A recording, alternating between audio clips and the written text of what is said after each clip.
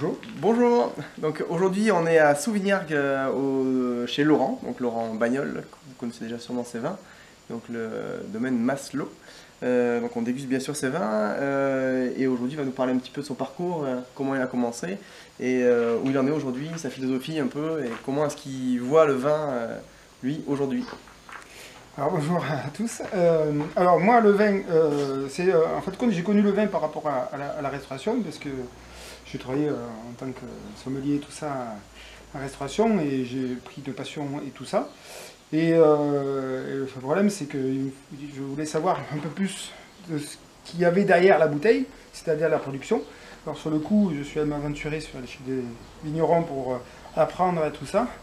Et en fait, compte, ça m'a pris passion parce que, en fait, compte, comme je suis originaire aussi d'agriculture, j'ai mon père et mon grand-père qui étaient dans l'agriculture, pas dans le monde du vin, mais dans le monde agricole, élevage des fruits. Et je suis revenu à mes origines, mais par l'intermédiaire du vin.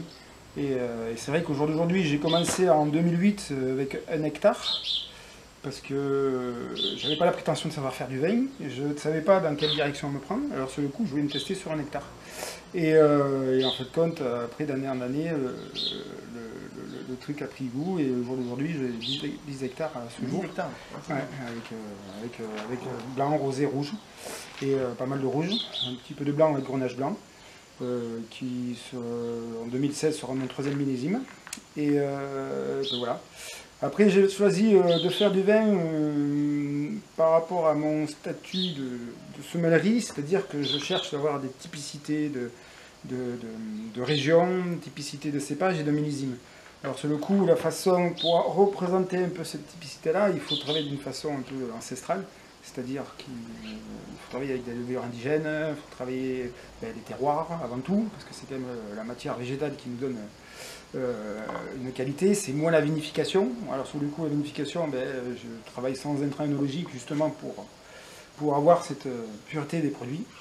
Voilà. Sans savoir couper, c'est ce qu'on appelle des vins naturels, quoi. Oui, vin naturel, ouais, vin naturel, vin nature. Après, on a donné un nom pour donner un nom, mais après, je parlerai plus de vin authentique, c'est-à-dire le vin voilà, de typicité.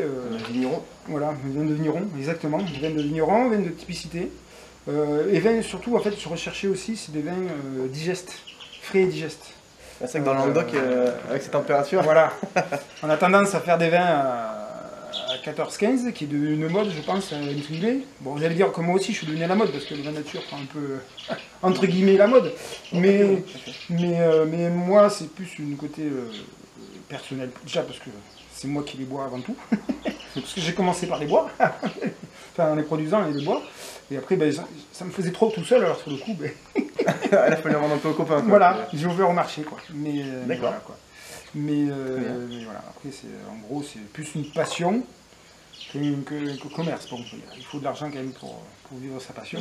D'accord, c'est ton job, tu vis que de ça. Ah, maintenant, depuis 2 ans, je vis que depuis 2 ans. 2 ans, ouais. Ah oui, d'accord. Enfin, 2 ans. Je suis à plein temps 2 ans, ouais. Oui. Je suis encore un peu délirant, mais je suis assez content parce que j'ai des clients qui sont fidèles, j'ai des gens qui me mettent en avant et c'est important aussi. Parce que moi, je me dis, je suis producteur, je suis pas vendeur. J'ai été vendeur, je suis producteur. Et puis voilà quoi, mais c'est une continuité. Et voilà, très bien. Voilà. Et surtout, je ne voulais pas voler aussi les gens, c'est que on m'a dit que ça faisait mal à la santé, ça faisait mal à la santé, ça faisait mal à la santé. Bon, j'attendais pas qu'un politicien me dise il faut arrêter de faire ça. J'ai dit, moi j'ai pris les rênes avant, j'ai dit ça je vais arrêter, je vais pas le vendre parce que voilà, c'est une conscience.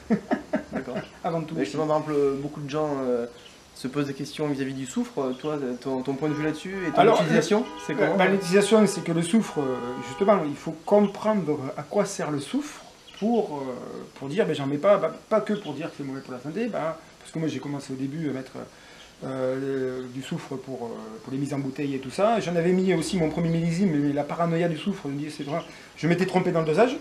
Ah alors sur le coup, c'est comme si j'avais rien mis. Mais des boires du début, quoi. Voilà, c'était le calcul, et après voilà, quoi. Mais sinon, après, et après, à un moment, j'ai un collègue qui a vu mon bidon de sulfite au début, et il me dit, mais ton sulfite, il sert à rien parce qu'il est périmé. Comment c'est périmé? Je ne savais pas que c'est périmé. Et en fait, compte, un sulfite, il faut savoir que c'est un antiseptique, on va dire. Et au bout d'un moment, ça fait plus le travail d'antiseptique, ça fait le travail de mal de tête et tout ça, mais ça fait plus le travail nettoyer en gros les bactéries qui ont pu, des mauvaises bactéries qui ont pu se trouver dans le raisin, quoi. Mais, voilà. Mais après, voilà, ça donne beaucoup de travail à la vigne parce qu'il faut ramasser du raisin sain pour éviter d'ajouter tous ces trucs. Parce que aujourd'hui, même avec la vendange pourrie, on peut faire du vin. Mais Donc après, d'être au plus propre en amont, tu veux dire, ça Ouais. permet de mettre au moins de sulfite possible. 80% se travaille à la vigne.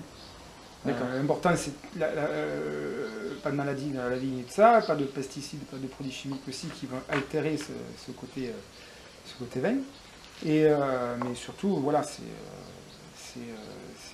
après en cave, à part de gérer un peu pour éviter que ça prenne l'air, pour faire des remontages, enfin, en fonction d'accompagner la vinification, il y a entre guillemets pas vraiment grand chose à faire, quoi. Après, il y a l'éducation.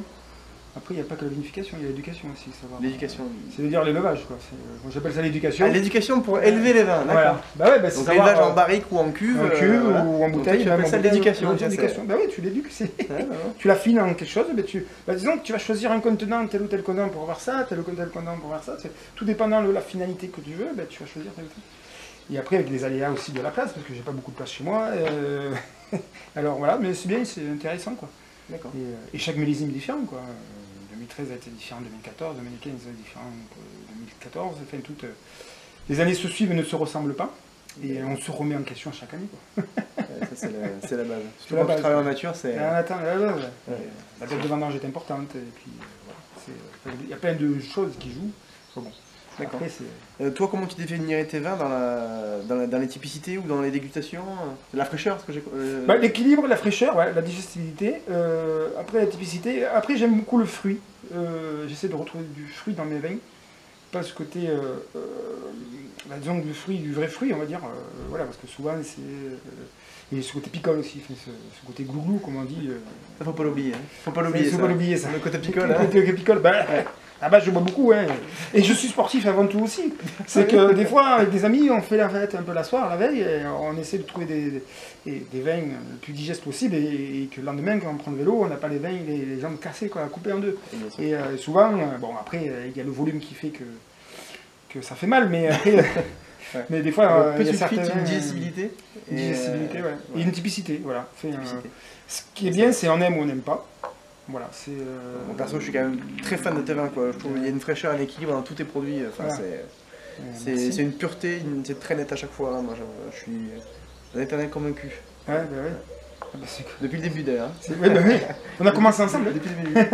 On a commencé ensemble. Très bien. Et, Bon, bah, écoute, Laurent, merci pour ton petit commentaire. merci à toi d'être venu, de te déplacer oui, à rendre visite, ça fait toujours plaisir, ça aussi. Il n'y a pas beaucoup de professionnels qui font ça, qui font le déplacement. c'est important, c'est important, de rencontrer, voir les personnes, voilà. tout c'est important. Parce qu'une étiquette, ça avant tout, c'est quelque chose, mais... c'est le bonhomme. Hein, et voilà, il y a le reste qui fait jouer derrière. Et je pense que se déplacer comme ça, c'est important. Oui. Et c'est bien. Très bien. Merci encore, Laurent. Merci.